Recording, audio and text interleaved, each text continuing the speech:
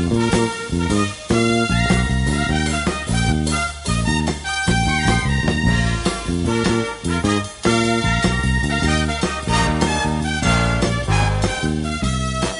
morning, Bucknutters. It is Tuesday, April 24th, 2018. I'm Jan Rubin. This is the Bucknuts Morning 5 and Change. Normally at this time we are joined by Duane Long. Duane is on assignment. Stepping in for him, we had to expand the salary cap. Bill Kurelic, the Dean of Ohio State Recruiting. Bill, how are you this fine morning? Doing very well, Dan, and ready to go. Ready to talk a little recruiting here. Bill and I were talking Cleveland Browns, number one pick. Bill is a big proponent on drafting Baker Mayfield. Just kidding. But Adam Schefter says it's a possibility. I'm getting it on record now. That would be a colossal mistake. They should take Sam Darnold. But I digress, as I am wont to do. Bill, yesterday we got our first commitment in the class of 2020, besides making me feel very old because that's my eldest son's graduation year. Max Wray, already on campus. Younger brother, Jake Wray, commits. First guy in 2020. Is this nepotism, or is this Ohio State getting a great start to 2020? Oh, there's no question that Jake Wray gives them a fantastic start.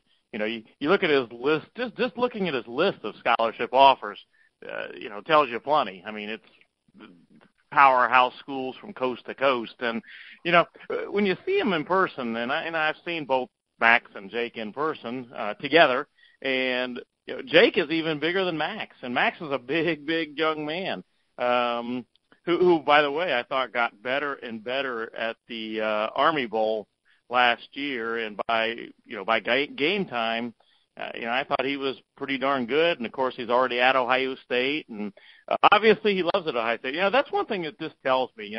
Jake Wray's committing really early. His brother has been at Ohio State for only a matter of months, and there's no way Jake is following him there if Max isn't very happy and loving being at Ohio State. So in addition to Jake being a super prospect and physically, and I think he's even bigger than Max, but in addition to Jake being a super prospect, it tells me that the Ohio State staff and everything they're doing there is the right stuff, and the players and all are happy. So, it's a huge get for Ohio State, gets their class off to a great start. And you look at it, they've got 3 offensive linemen coming in already for the future that are outstanding. Doug Nestor, Jake Wray, and Ryan Jacoby. That's a great start to the next couple years of offensive line recruiting.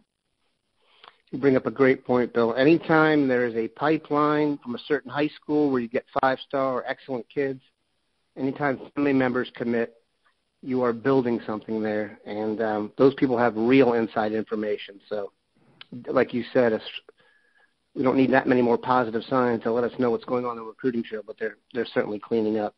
Let's talk offensive line a little bit more. I want to talk quarterbacks in 2019. I'm going to give you 3 names, Bill.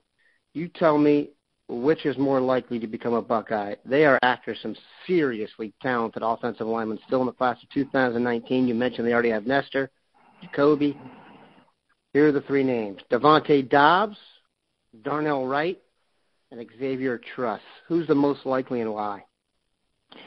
Boy, that's tough because if I had to say right now, I don't know that I would say that any of those 3 would necessarily be Buckeyes. I think Dobbs, if I had to pick a school for him right now, I'd probably go Michigan State with Dobbs. But, as he has said, he's visited Ohio State many times, and as he said, if anything, his interest has grown in Ohio State. But, there's the Michigan State pool there. Darnell Wright, Alabama absolutely is a big factor there, and, there's some feeling that they may have the inside track for him. But there's a long way to go on him. I mean, I don't see him even close right now to pulling the trigger on a decision. He's been to Ohio State many times.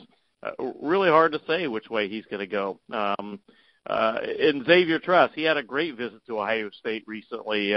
He told me afterwards that Ohio State will likely be one of his official visits. That's why he's taking these spring trips to decide where his official visits will be.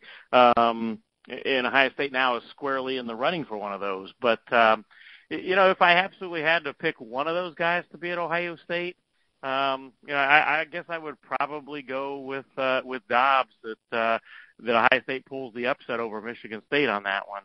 We'll see. Ohio State, we talked about kind of the pipelines and all, and Coach Kurelic at Dobbs' head coach at Belleville, he sent some guys to Ohio State. He certainly trusts in the program, and I'm sure he would have absolutely no problem with Devontae being a Buckeye. Important to note that Michigan State has recently picked up a commitment from Julian Barnett from Belleville, Michigan, same high school as Devontae Dobbs. Also had an offer from Ohio State. That's a big pickup for them, so that will probably help in Michigan State's Dobbs quest. And the two are good friends, by the way. They are definitely good friends. That's a big pickup for Michigan State, especially in light of their off-the-field malfeasance, 10th best corner in the country, a guy with a 96 rating, 4 stars, a big-time pickup. We've been accused at Bucknuts of overhyping people, and probably justifiably so. In this case, Bill, I would like to talk about someone the Buckeyes could possibly add that I think we are under-publicizing, at least I have, and that is wide receiver Garrett Wilson from Lake Travis. I'm not sure if everyone just sees his size, which is a normal 6 foot, 185, or the fact that he went to high school with Matthew Baldwin and thought there was something there that maybe greased the skids. Garrett Wilson, the rankings have been updated across the board here. You're talking about, in the 24/7 composite, the number 5 receiver in the country, and by 24/7 Sports, the number 2 receiver in the country. This is the chance to add a number 1 receiver for your offense. Have we not hyped up? I know you have. Have we not taken seriously enough just how good of a prospect Garrett Wilson is? Well, I think he's been kind of on a slow rise to some extent. I would do an article on him, and then the next time I do an article, I would check again where his ranking was, and the rankings change daily. We see the when they update the whole things periodically like they did recently, but they also change daily. And every time I would check Garrett Wilson's ranking, as I did another article, I would notice he would have inched up just a little bit. And then it kind of culminated with the rankings update recently. And as you mentioned, Dan, lo and behold, he's the number 5 receiver in the country in the composite, the number 2 in the 247 Sports rankings. And, I think that's well-deserved. You watched him recently out in California, and, he was spectacular. I saw the clips on him and all, made some fantastic grabs, talked to some people about how athletic he is. He just is an outstanding wide receiver. And, good news for the Buckeyes is that right now Ohio State is the big leader in the crystal ball for him. And he told me after the Texas visit that he was going to delay things in his decision a little bit. He would not be announcing this week. But, I still like where the Buckeyes stand with him. When he does announce, which will likely be sometime next week, he said early May, that's obviously next week, and providing they do get him, they're going to get a great receiver, somebody arguably the top couple of wide receivers in the country, and he's a pure wide receiver. He's not somebody that's going to be switching positions, so to speak. He's a pure wide receiver that would add, great talent to that room, the wide receiver room at Ohio State. As productive a high school receiver as you will see, too. This is a guy who's used to being the number 1 option in an offense and drawing the other team's best defender routinely, so very impressive. Bill, let's finish with this. We'd be remiss if we didn't talk about quarterbacks and everything that we do. The class of 2019 just doesn't seem that hot for quarterbacks. Some guys have committed elsewhere that they were interested in. I don't get the sense that they're totally head over heels in love with anybody. If you go look at the target list, you got to get to number 20 on their list to get to a quarterback, and that's Grant Gunnell. Let's update 2019 quarterback recruiting for the masses. Well, I've had Gunnell crystal ball to Ohio State for a while now. When I looked at the recruits that the quarterbacks that Ohio State had offered, you had Sam Howell, you had Grant Gunnell. You can go down Jaden Daniels, from California. You kind of go down the list, and there's others too, for that matter. And I just felt like the guy that was most likely to end up at Ohio State was Grant Gunnell, and he is making his official visit to Ohio State this weekend. I wouldn't be at all surprised if the staff put on the full court press, so to speak, to nail him down this coming weekend. We'll see what happens. But you looked at the other guy. I didn't really ever think Sam Howell was a great possibility to end up at Ohio State. And there were some others too, for that matter.